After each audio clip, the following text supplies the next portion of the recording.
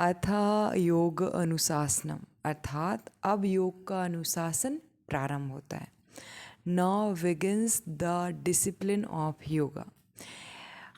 What is real mean? So अथ योग अनुशासनम, अथ मीन्स अब, योग मतलब योगश्चित्त वृत्ति निरोध, जो कि दूसरे सूत्र में है।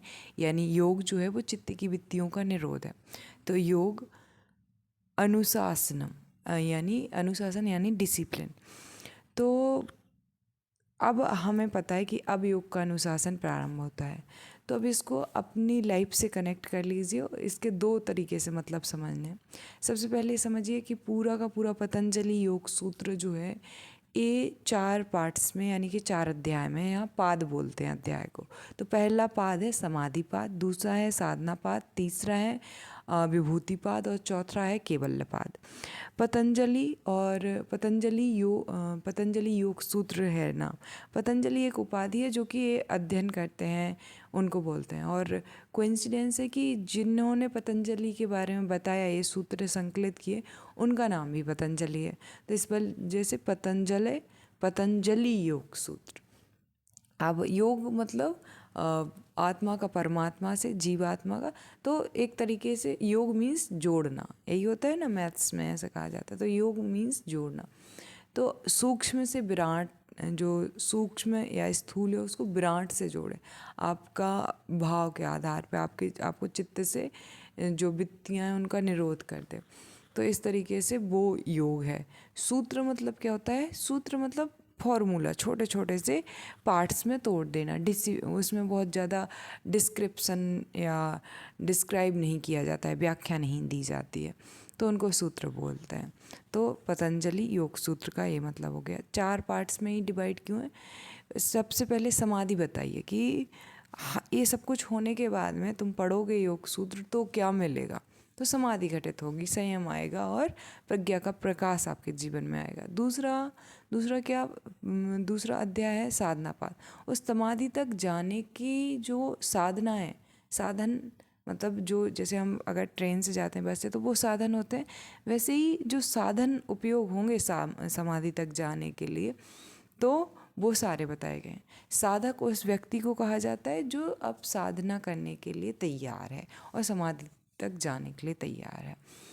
फिर तीसरा जो है विभूति। विभूति मतलब आपको कुछ उपलब्धियाँ होंगी, अचीवमेंट्स होंगी जब आप उन साधनों का उपयोग करके समाधि को प्राप्त होने जा रहे होंगे। लेकिन वो बाधाएं हैं, पतंजलि कहते हैं, वो आपकी सिद्धियाँ नहीं हैं। लोगों की नज़र में, दुनिया की नज़र में वो आपके लिए आपकी पावर होंगी, आपकी सिद्धियाँ होंगी, लेकिन इन रियलिटी एक साधक के लिए आध्यात्मिक दुनिया में ऐसी कोई सिद्धियाँ नहीं होती हैं, तो वो बाधाएं हैं। फिर चौथा है केवल, कि आप परम ज्ञान, परम सत्य तक पहुंच जाएंगे। एक एक सूत्र बहुत महत्वपूर्ण है। एक एक सूत्र का एक एक शब्द और एक एक जो अक्षर वर्ण आया है वो महत्वपूर्ण है। तो हम एक एक सूत्र पे चलेंगे आगे। और मुझे सिर्फ इतना ही कहना है कि अब जैसे पहला सूत्र लिया तो मैं अपने जीवन से कुछ बताती हूँ ताकि आप अपने जीवन से उसको वो करके समझ सकें इसको। अथ योग अनुशासनम, अथ मतलब अब योग का अनुशासन प्रारंभ होता है। ऐसा अब इसलिए कहा है पतंजलि ने क्योंकि ऐसा नहीं है कि इससे पहले योग सूत्र नहीं था या योग नहीं था। पहले सुनी हुई चीज़ों को एक गुरु अपने शिष्य को बताता था, लेकिन यहाँ पे उन्होंने संकलित करने की कोशिश की है। तो अब अनुशासन प्रारंभ होता है। इस अर्थ में हो सकता है एक व्याख्या ही हो सकती है। अनुशासन मतलब होता है, अनु मतलब छोटा, शासन मतलब लगातार एक ही अभ्यास करते रहना, तो हम उसको डिसिप्लिन अभ्यास बोल सकते हैं। अब एक और अर्थ अब योग का अनुशासन प्रारंभ होता है एक साधक की दृष्टि से। साधक मतलब साधना करने वाले को साधक बोलेंगे। तो साधक के पॉइंट ऑफ व्यू से अब योग का अनुशासन प्रारंभ होता है। अभी तक जो था जैसा था ठीक है। अब जैसे कि ओशो जो व्याख्या करते हैं पतंजलि योग सूत्र में, तो वो कहते हैं अब मतलब ये है कि तुम मतलब कि अनिराश ही हो, यानी कि निराश नहीं हो। इसका मतलब ये नहीं होता है कि आप निराश हो। इसका मतलब बस ये होता है कि आप आशा नहीं है आपको, लेकिन आप निराश भी नहीं हो। जैसे कि एक मेरी कंडीशन में देखा जाए तो अब योग का अनुशासन प्रारंभ होता है। अभी क्यों शुरू होता है? क्योंकि मैं बचपन से, जैसे ही मेरे फादर गए, मेरे पिताश्री गए, तो मुझे एक टाइम तक लगातार लगता रहा कि अब वो आएंगे, अब वो आएंगे, अब वो आएंगे। तो उम्मीद थी, आशा थी। अब मैं निराश नहीं हूँ, लेकिन यथार्थ को स्वीकृत कर चुकी हूँ कि वो नहीं आएंगे। तो अब स्वीकार कर लिया है, तो मैं निराश नहीं हूँ, ना मैं आशा में नहीं हूँ। ये बिल्कुल मेरे लिए सही टाइम है। ऐसे ही मैं यूपीएससी से आस आती है, एक मटेरियलिस्टिक ज़िंदगी से आस आती कि कहीं ना कहीं ये कर लूँगी तो खुशी मिल जाएगी, इतना पैसा कमा लूँगी तो खुशी मिल जाएगी, अब ये हो जाएगा। लेकिन अब मैं यहाँ पे आ गई हूँ। अब मैं निराश नहीं हूँ कि मैं यूपीएससी में या ज़िंदगी में फ़ेल की हूँ, लेकिन अब आशा नहीं रहेगी मुझे दुनिया से या संसार से। तो एक साधक की नज़र से अब वो तैयार है। अथ योग अनुशासनम, योग को वो आगे समझाएंगे। अनुशासन मतलब लगातार करना होता है। आप जैसे बैठने का अभ्यास ही नहीं है तो आप बहुत लंबे टाइम तक नहीं जाएंगे। तो ये बेसिक सी बातें थी। अब अपने आप से एक एक सवाल पूछना है। अथ योग अनुशासनम, इन सवालों के जवाब मैं नहीं दूंगी आपको। आपको स्पून फीडिंग कराना मेरा उद्देश्य नहीं है। आप अपने विवेक, अपनी प्रज्ञा, अपने अपने अपनी बुद्धियाँ साधन ही हो सकती है, एंड रिजल्ट नहीं हो सकता है कि वो साध्य हो जाए।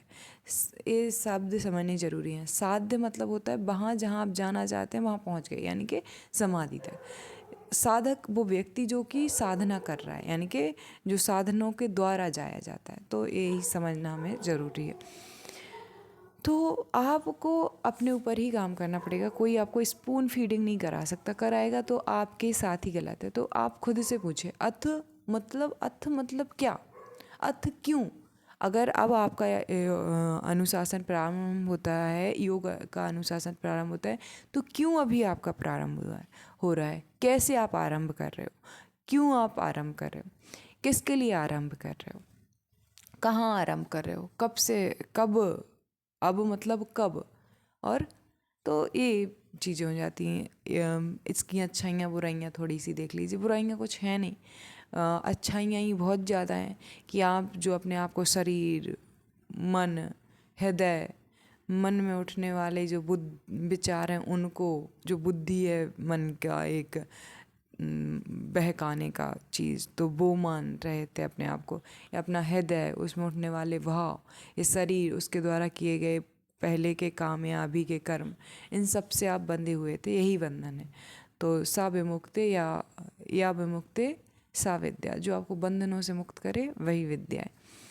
तो विद्या भी एक फिर बंधन ही है कि नहीं मैं तो विद्यावान हूँ। तो आपको अपने आप से ये सारे सवाल पूछने हैं। इनके पहले मैंने अर्थ बस बताया है, इनके सवाल पूछने हैं खुद से, गहराई में अध्ययन करना है, आंसर करना है।